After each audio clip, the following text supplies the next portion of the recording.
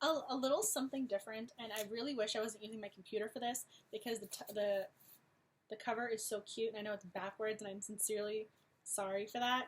But this book it's different, and I know that's redundant, but it stands alone on the shelf because it's told from so many perspectives, and yet they're seamlessly intertwined to demonstrate the progressive nature of Leah and Gabe's relationship. And I loved the fact that the perspectives were quirky, because I enjoy quirky. I mean, I love Wes Anderson, and so I like things that are different. And the fact that one of the perspectives was a squirrel and the other one was a bench, I mean, come on, you can't get more different than that. Usually it's his perspective, her perspective, or an omniscient narrator. And so not only are you getting 14 perspectives, but one of them is a squirrel. And then another different one was a bench. The bench and the squirrel were my two favorites. The squirrel, it gave her the opportunity to show and not tell the biggest piece of writerly advice that you always hear in screenwriting books and in novel writing manuals. And so what she did was, rather than have that movie trope of, oh, the guy's dog runs up to the new girl in his life and he licks her face, giving her puppy kisses, and shows you, oh, the dog likes her, therefore she's a good person. The squirrel thing was really different in the fact that she's talking to the squirrel. Both of them end up talking to the squirrel. I mean, who talks to a squirrel? At one point, she gives him little pieces of bread. So they're showing you she's a good person rather than saying, squirrel, girl, oh, perfection. So it's definitely an interesting concept, and it was very well executed. She didn't make it so comical that it was an unnecessary little interweave of the narrative or tangent or digression of any sort, but it was definitely a way of capturing a different side of the character and making it more lighthearted. The book itself is a sweet romance. If you don't like sweet romances, don't read this book, because this book is not for you. But if you like sweet romances, this is a book you should read.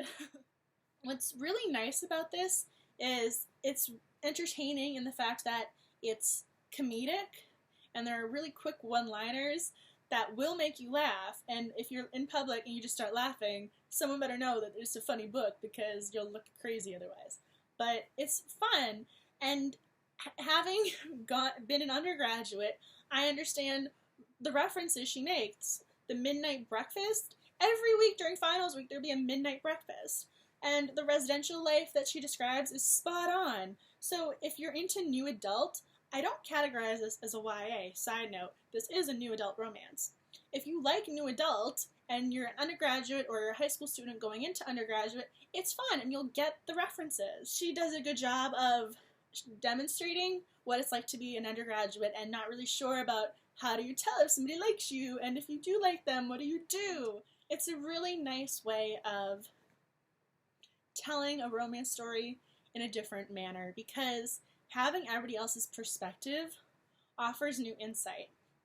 I loved some of their perspectives, and I don't know if this is more about me or the book, but one of the perspectives is this guy in their writing class. His name is Victor, and he's hysterical because he just doesn't want to be in the writing class. He sees these two, and your first two is like making goo-goo eyes at each other, and so he's always mad at one of them, or both of them, because either one of them's kicking the back of his chair, or he wants to sit there, and they're already sitting there, or something. He sees their romance, and it's fun to see the perspective of somebody who's not necessarily rooting for them to get together. And then eventually he does start rooting for them to get together, and that's not a spoiler. I'm just saying, that's not a spoiler. I wouldn't give you a spoiler.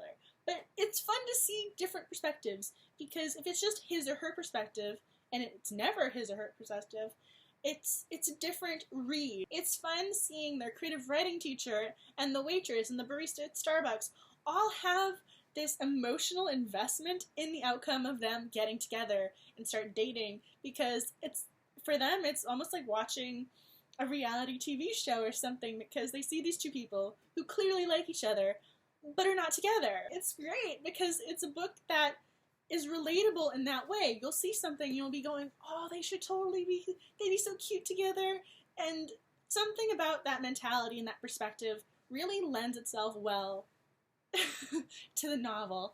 And If I love the details. I really love the details. And I'm looking at the cover.